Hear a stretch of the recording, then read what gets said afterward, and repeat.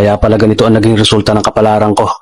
Kasi alam ng Diyos na kaya ko. Sa edad kong to, napagod na akong magmadali.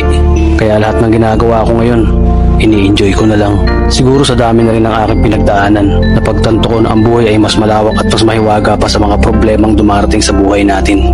Tumatanda na tayo, baka sa kakahabol natin sa masagana at maayos na buhay, ay hindi na natin na-enjoy ang buhay.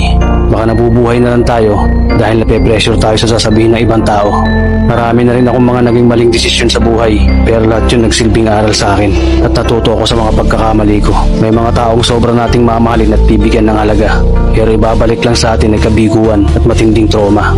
Kaya wag nating liliwin ng mga taong tulad nila dahil mas payapa kapag hindi ka na interesadong malaman pa kung ano pang balita sa kanila. At wag mong idepende ang sarili mo sa kahit kanino.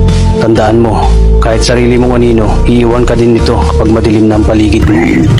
Kailangan natin matutunan na wag ikumpara ang sarili natin sa iba dahil hindi natin laban ang laban nila. Karera mo to, hindi nila karera.